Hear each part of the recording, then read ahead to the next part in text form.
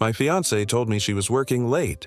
An hour later, her coworker accidentally posted a group photo with her sitting on his lap. I quietly saved it. That night, I forwarded it to HR. What happened next? Legendary. The text from my fiancée, Megan, came through at 7:15 p.m. on a Tuesday. "Hey babe, going to be super late tonight. We're all hands on deck trying to hit the quarterly deadline. Don't wait up for me." So, I was on the couch reading a book. I texted back a simple, "No problem, work hard." An hour and a half later, I was scrolling through Instagram, killing time before bed. And that's when I saw it. It wasn't on her feed, of course. It was on the feed of a junior marketing guy from her department, a kid named Kevin, who was known for oversharing. He had posted a classic group photo, a blurry shot of about 10 people squeezed into a booth at some trendy downtown bar. The caption read, "Dean crushed. Team celebration." And right in the middle of the happy celebrating team was Megan. She was laughing, holding a cocktail, and sitting squarely on the lap of her boss, a senior manager named Alex. His arm was wrapped securely around her waist, and his hand was resting a little too high on her side. They looked comfortable, familiar, like this wasn't the first time they'd been in that position. I stared at the photo for a full minute. My heart didn't race. My stomach didn't drop. I felt a strange, almost serene sense of calm. The kind of calm you feel when a long, tedious investigation finally yields a single, perfect piece of incontrovertible evidence. The vague suspicion I had been harboring for months had just been confirmed with a timestamp and a geotag. I didn't get angry. I didn't throw my phone. I just held my thumb down on the screen and quietly saved the image to my camera roll. Then I saved it to my secure cloud server. Then I backed it up to an encrypted hard drive. In my world, you always protect your evidence. Megan thought she was at a team celebration.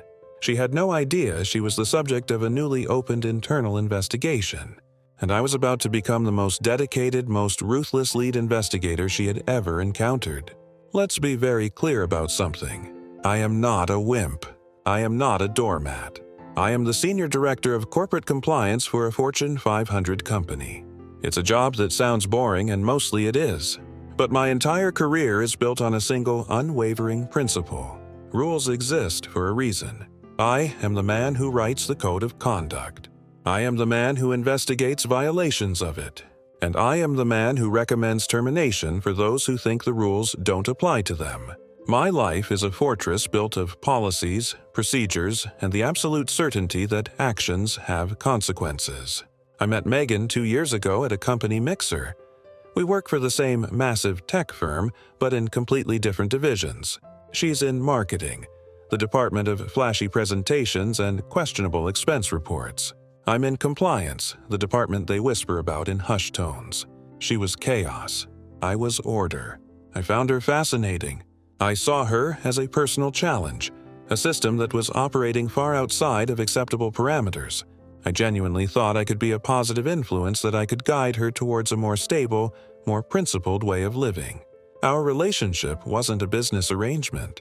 It was in my mind a rehabilitation project. I was blind to the fact that she didn't want to be rehabilitated. She just wanted a sponsor. I wasn't a simp. For 2 years, I set clear boundaries. I never merged our finances. The house we lived in was mine alone, purchased long before I met her. I didn't pay her bills. She had her own salary, and she was responsible for her own life. My contribution was providing a stable home and a partnership with a man who I thought was helping her grow. I was wrong. I wasn't helping her grow. I was just providing a secure base from which she could launch her own deceptive operations. The photo wasn't just a personal betrayal. It was a professional one. In sitting on her boss's lap, she wasn't just my fiancée being unfaithful. She was an employee in a subordinate position, engaging in a public display of inappropriate conduct with her direct superior. It was a clear, flagrant violation of at least 4 sections of the company's code of conduct, a code of conduct that I had personally written. She thought she was cheating on her fiancé. She had no idea she was cheating on the man who held her entire professional future in the palm of his hand. That night, after I had secured the evidence, I went into my home office. I opened a new encrypted file on my server. I labeled it Case File M. Jenkins A. Vance. Then I composed a new anonymous email address. From that address, I drafted a formal ethics complaint. It was a work of art, cool, professional, and devastatingly precise. It cited the exact policies being violated: fraternization, conflict of interest, unprofessional conduct, and misuse of company resources. As I was fairly certain this team celebration would end up on Alex's expense report, I attached the photo as Exhibit A, and then I sent it directly to the one person at the company whose job it was to take this more seriously than anyone else: the head of human resources. The investigation had officially begun, and the primary suspects had no idea they were even being investigated. Update 1. The morning after I filed the complaint was a masterclass in strategic deception. Megan came home around 2 a.m., smelling of alcohol and cheap perfume. She tiptoed into the bedroom thinking I was asleep. I was awake, of course, staring at the ceiling, my mind methodically gaming out the next 20 moves. In the morning, she was a little hungover, but otherwise her usual bubbly self. "Oh my God, last night was insane," she said, pouring herself a coffee. "We were at the office until midnight. Alex is such a slave driver." I just nodded, my face a mask of mild, husbandly sympathy. "Sounds tough," I said. "Make sure he expenses you a good lunch for all that overtime." This was the core of my strategy. Absolute, unwavering normally. An investigation is most effective when the subjects are unaware they are being watched. I needed her to continue operating as usual. I needed her to keep making mistakes. The HR department at my company is a well-oiled, terrifying machine. They don't mess around. I knew my anonymous complaint with its clear photographic evidence would trigger an immediate high-priority investigation. I also knew it would be handled with the utmost discretion at first. My job in compliance gives me a unique level of access and insight into the company's inner workings. I don't work directly with HR on these kinds of cases to avoid a conflict of interest, but I know the playbook. I knew they would start by quietly pulling records, email communications, instant messenger logs, expense reports, corporate travel records, even the logs from the keycard scanners at the office doors. They would build a case before they ever spoke to a single person. And I knew they would find more because I had spent the last 6 months quietly observing a pattern of behavior that was at best deeply unprofessional. I hadn't acted on it because it was personal. Now it was no longer personal. It was a compliance issue. I had seen the late-night Uber receipts on our shared account, trips from the office to her apartment before she had moved in with me, all charged to Alex's corporate card. I had seen the restaurant bills from team lunches that were just for 2 people at places far too romantic for a boss and his subordinate. I had, even on the one occasion I had used her laptop to print something, seen a string of instant messages from Alex that were so wildly inappropriate they would have made a sailor blush. I hadn't saved them then. It was a mistake I was about to rectify. My job now was to become a second anonymous source. I needed to feed the HR investigation with the evidence they were looking for without ever revealing my identity. That weekend, while Megan was out at brunch with her equally awful friends, I put the second phase of my plan into action. I went into our home office and booted up her personal laptop, which she never bothered to password protect. It took me less than 10 minutes to find what I was looking for. The chat logs with Alex were still there, a treasure trove of incriminating evidence. There were flirtatious comments, inside jokes, and most damningly, a series of conversations where he promised her a promotion she was not qualified for in exchange for her loyalty. I took high-resolution photos of the screen with my phone. I didn't want to save the files directly as that could leave a digital trail. The photos were clean, undeniable proof of a quid pro quo arrangement and an inappropriate relationship. This was no longer just about a drunken night at a bar. This was about a serious abuse of power by a senior manager. I also went through the shared photo album on our cloud account. Tucked away in a folder she thought I never looked at were more pictures from company events. Pictures where she and Alex were always standing a little too close, a little too familiar. I saved them all. I compiled this new evidence into a second dossier. I sent it from a different anonymous email address, this time to the lead HR investigator who I knew had been assigned to the case. The email was simple. I am a colleague of Megan Jenkins. I am aware that an investigation is underway. Perhaps this will be helpful. I wished to remain anonymous for fear of retaliation. The trap was now baited with a feast of evidence. Megan and Alex thought they were dealing with a single blurry photograph. They had no idea I was about to drop an entire filing cabinet on their heads. The first sign that the investigation had escalated came the following Tuesday.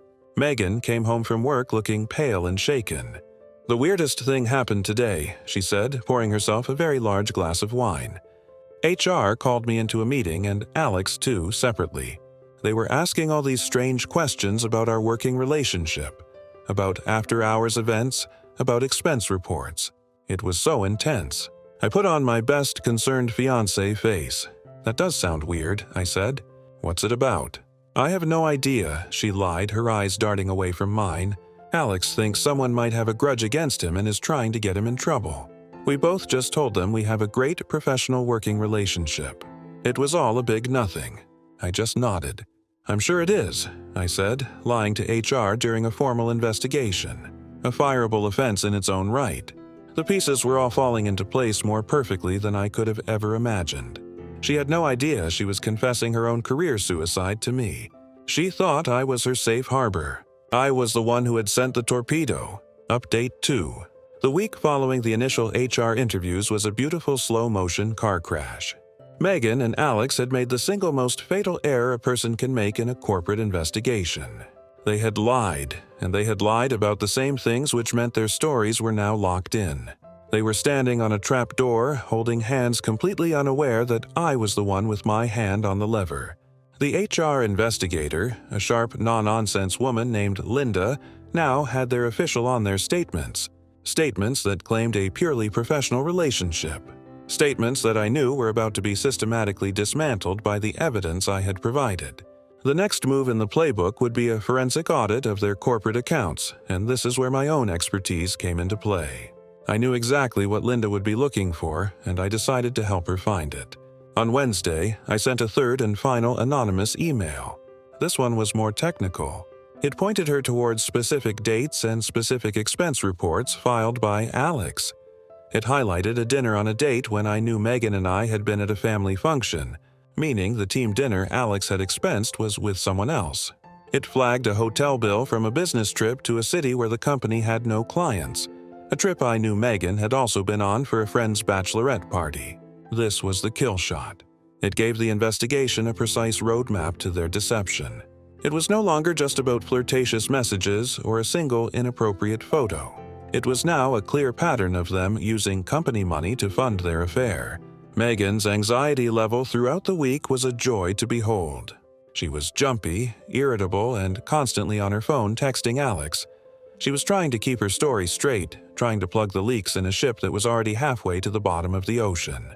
She even had the audacity to complain to me about the stress. "This whole HR thing is a nightmare," she said one evening. "It's so distracting. I can't focus on my work, and Alex is being really weird about it." "You just have to tell the truth," I said, looking her straight in the eye. "As long as you're honest, you have nothing to worry about." That's what I always say in my compliance trainings. The look of panic that flickered across her face was priceless. The hammer finally fell on Friday. It was a beautiful sunny afternoon. I was in my office reviewing a new draft of our anti-corruption policy when I got a company-wide email. It was a sterile corporate announcement from the head of the marketing division. "We are writing to inform you that Alex Vance is no longer with the company. Effective immediately, we wish him the best in his future endeavors. He had been fired unceremoniously." The phrase, "wish him the best in his future endeavors," is corporate speak, for he was fired for cause and we can't legally tell you the sordid details. I knew Megan's fate would be decided separately. I went home, made myself a drink, and waited. She walked in the door 2 hours later. Her face was ashen, her eyes were red. She was carrying a small cardboard box with the contents of her desk. She didn't say anything. She just walked to the couch and sat down, staring into the middle distance. "Rough day?" I asked, my voice dripping with fake sympathy. She finally looked at me. "They fired Alex," she whispered. "They called me in right after. They showed me everything. The photo, the chats, the expense reports, the hotel bill." She started to cry, quiet, defeated tears. "They know we lied. They suspended me without paying final termination. I let the silence hang in the air for a long moment. I let her sit there stewing in the wreckage of her own life. Then I walked over to the coffee table and placed a single printed photograph on it face up. It was the picture of her on Alex's lap. Her head snapped up. She stared at the photo, then at me. And in her eyes I saw the final horrifying pieces of the puzzle click into place. "It was you," she said, her voice barely a whisper. "The anonymous complaint. It was you. I didn't say anything. I just took a slow sip of my drink." Final update.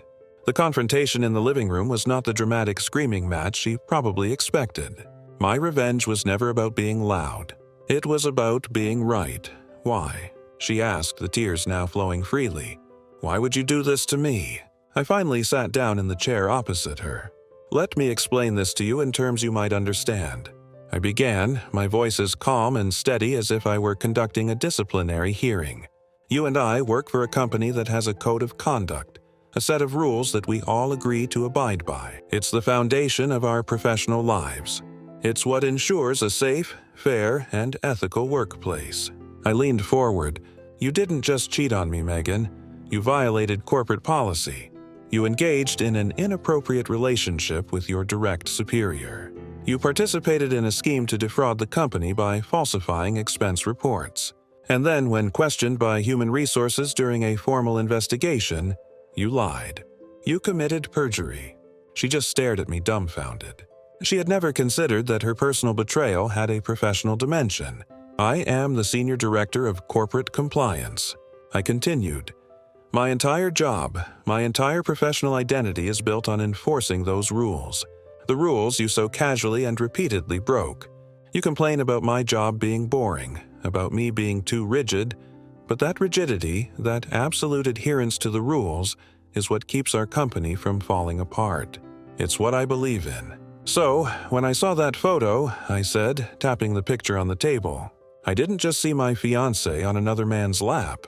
I saw a clear and present threat to the integrity of the system I am sworn to protect. I saw a compliance failure, and I did my job. I reported it just as any employee is obligated to do." "You destroyed my life over a rule book," she sobbed. "No," I said, standing up. "You destroyed your life because you have no integrity. You thought you could live in a world without rules, without consequences. You thought you could have my stability at home while you broke the rules at work. You failed to understand that for a man like me, they are the same thing. My personal life and my professional life are governed by the same code of conduct. You violated both. The consequences are simply the system correcting itself." I walked to the front door and opened it. "Your employment at the company is over. Our engagement is over. Your residency in my house is over. I have packed a suitcase for you with a few days' worth of clothes. It's by the door. I will have the rest of your belongings professionally packed and sent to your parents' house by the end of the week." "Where am I supposed to go?" she cried. "That is a logistical problem that falls outside the scope of my department." I said, "Goodbye, Megan." I left her there sitting on the couch and went for a long walk. When I came back 2 hours later, she and her suitcase were gone. It's been a month now. The company finalized her termination. Alex, I heard, is unemployable in our industry. The story of his firing for having an affair with a subordinate and falsifying expense reports has spread like wildfire. Megan, as promised, had to move back in with her parents. Her career in tech is over. She has no money, no job, and a reputation that is in absolute tatters. My revenge wasn't a crime of passion. It was a compliance review. I took her blatant disregard for the rules of our relationship, and I held it up against the cold, hard, unforgiving rules of the world she thought she could conquer. She was audited, and she failed spectacularly. She thought she was just playing a game. She never understood that I was the one who wrote the rule book.